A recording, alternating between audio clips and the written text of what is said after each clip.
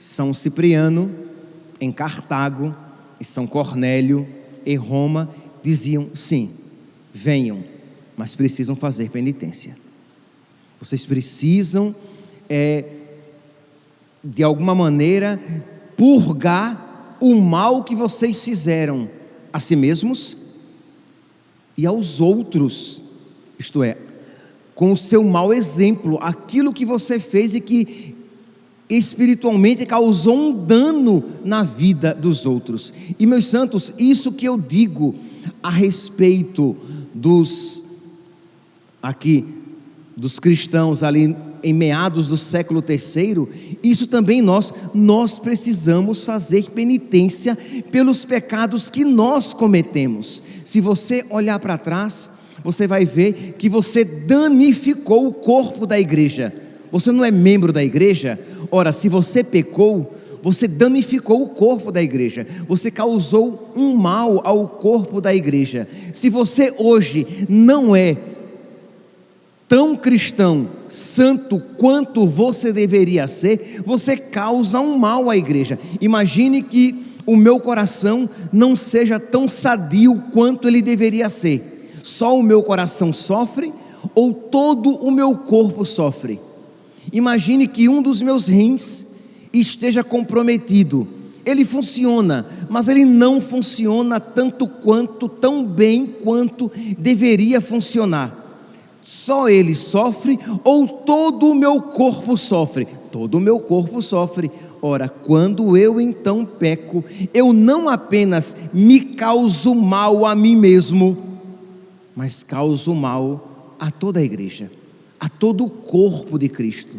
Então eu preciso fazer penitência, eu preciso então purgar, eu preciso então remediar, tentar de alguma maneira diminuir os danos causados em mim e nos meus irmãos. Então aquilo que era válido para os cristãos em meados do século III é válido também para nós. Nós precisamos, meus santos, fazer penitência. Isso é tão apropriado de se dizer numa sexta-feira, que de alguma maneira, que toda sexta-feira é um dia penitencial, é um dia que nós podemos fazer alguma penitência, até que devemos. Por exemplo, a abstinência de carne é uma forma de penitência, mas que nós podemos aumentar, né? O problema, meus santos, é que nós somos tão tão florzinha, tão não me toque, que qualquer coisa nossa é muito difícil. Imagine, meu Deus do céu, que penitência terrível, que sacrifício inimaginável, ficar sem comer carne na sexta-feira, né? Nossa, não consigo nem imaginar, é muito difícil mesmo. Até perco as forças só de imaginar em pensar em ficar sem comer carne, quando você pode comer ovo, quando você pode comer peixe, quando você pode não comer nada, né?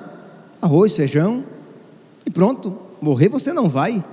Muitos assim vivem por muitos dias, mas nós somos tão fracos, tão débeis, que qualquer coisa para nós, qualquer sacrifício é muito grande. Por quê? Porque nós fomos criados, primeiro porque o pecado em nós faz com que nós tenhamos essa atitude. Segundo, porque ultimamente estamos sendo criados nessa mentalidade, isto é, nós estamos sendo criados de uma maneira muito fragilizada. A gente só busca o prazer e foge da dor.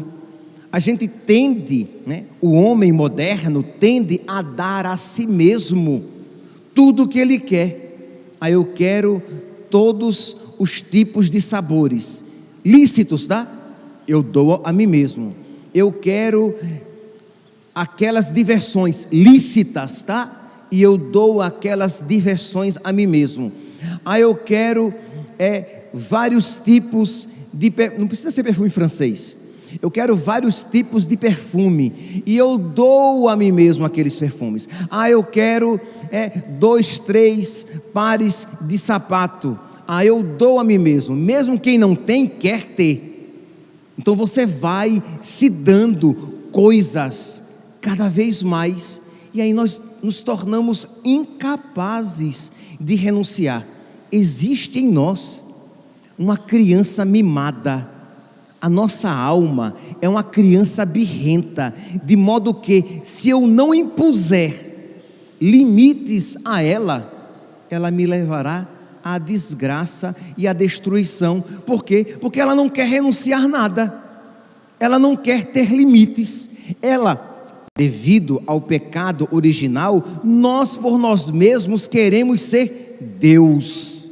Sereis como deuses, conhecedores do bem e do mal. Então eu quero tudo, e eu não quero renunciar absolutamente nada. Ora, é claro que uma pessoa criada assim, ela não vai saber renunciar às coisas por causa de Cristo, e para ela toda e qualquer penitência será um sacrifício insuportável, porque ela não sabe renunciar.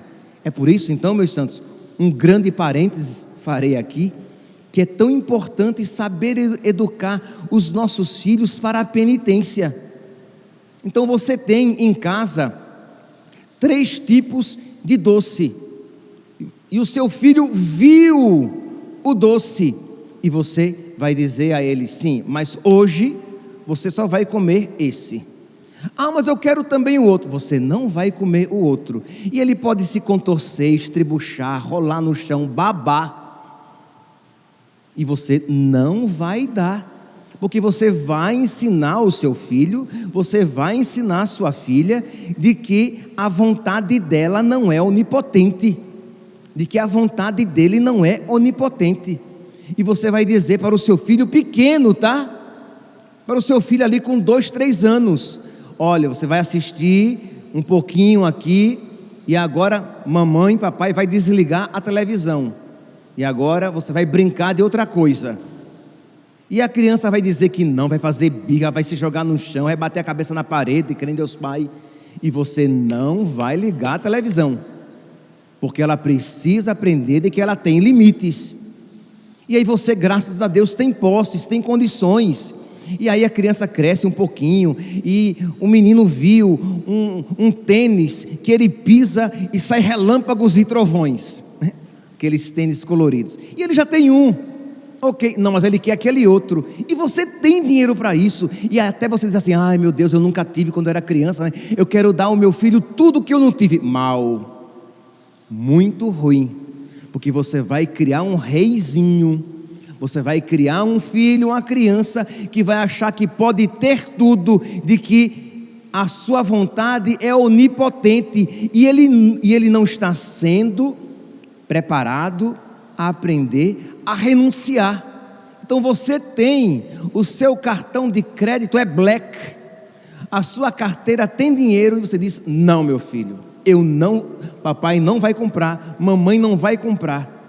Mas eu quero, eu sei, mas nem tudo que a gente quer a gente pode. E você vai ensinando ao seu filho pouco a pouco, entendeu? Ele não quer ir dormir. Quantas vezes eu não queria ir dormir, minha mãe dizia o quê? Espere o sono na cama. Como eu tinha raiva dessa frase. Espere o sono na cama era insuportável. Quer dizer, eu tinha que dobrar a minha vontade, entendeu? E eu não era fácil não. Eu tinha que dobrar, minha vontade era dobrada, e com um bico maior do que eu podia carregar, eu ia para a cama, bicudo, com raiva, enfiar a cara no travesseiro e esperar o sono, porque minha mãe mandou, e há alguém que manda em mim, eu não sou Deus. Percebe, meus santos? Isso é importante. Por quê? Porque uma criança educada assim, ela terá mais facilidade de olhar para Deus e dizer: Ele é meu Deus, Ele manda em mim, Ele é meu Senhor, e eu devo obedecer ao meu Senhor. E eu que fui educado assim, eu terei mais facilidade de me colocar debaixo da vontade de Deus e dizer: meu Deus, Jesus, ser o meu Rei, o meu Senhor.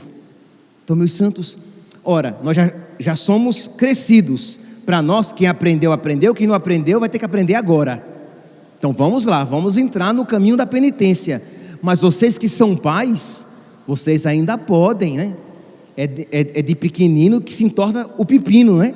Então vamos educar bem os nossos filhos. Por quê? Porque o mundo atual quer que nós façamos aos nossos filhos tudo aquilo que eles querem, e grande mal nós lhes causaremos na alma. Nós não podemos, imagine, não se pode nem dar uma palmadinha, porque já é uma violência sem tamanho. Não se pode colocar uma criança de castigo, porque vai traumatizar. Então nós criamos as nossas crianças como florzinhas, ui, ui, ui, não me toque, tão frágeis, tão delicadas, que elas não têm estrutura para sofrer, elas não têm estrutura para serem contrariadas. E aí quando vem a vida que nos faz sofrer, quando vem a vida que contraria as nossas vontades, e ela sabe contrariar, quando vem Deus que nos leva pelo caminho do sofrimento, e quando vem Deus que contraria a nossa vontade, se nós já fomos educados no caminho da cruz, nós iremos mais facilmente tirar daqueles sofrimentos e daquelas contrariedades frutos espirituais. Mas se nós não fomos educados, não nos educamos neste caminho, nós iremos nos rebelar, nos revoltar e a Deus abandonar, como aconteceu no caso aqui desses cristãos de meados do século III, que diante do sofrimento apostataram, abandonaram a sua fé. Peçamos, meus santos, peçamos a Deus que nos ensine a ser amigos da cruz. Peçamos a Deus que nos ensine a renunciar à nossa vontade. Peçamos a Deus que nos conceda a firmeza, a tenacidade espiritual de que precisamos. Mas rezemos, façamos penitência, pequenas penitências que sejam. O catecismo, nos números 1434, 1434 até 1439, vai falar 1434 até 1439. O catecismo vai falar de as múltiplas formas de penitência na vida cristã. Então vai falar sobre o jejum, a esmola e a caridade, que são formas de penitência. E vai falar também de outras formas de penitência e do significado dessas penitências na nossa vida, que nos leva a uma conversão cotidiana e que não deve estar restrito apenas às sextas-feiras ou à quarta-feira de cinzas e sexta-feira santa, mas pequenas penitências que nos acompanham todos os dias e que vão moldando a nossa alma, moldando o nosso ser cristão, para que nós possamos, meus santos, suportar os embates da vida, porque se nós não nos exercitarmos, né, na oração, na penitência e na caridade, nós não iremos suportar quando a cruz bater na porta da nossa existência. Que São Cornélio e São Cipriano e que a Rainha dos Mártires, a Virgem Maria, que eles intercedam por nós, para que nós sejamos cristãos, cristãos de fibra, cristãos com a têmpera dos mártires. Louvado seja nosso Senhor Jesus Cristo, para sempre seja louvado.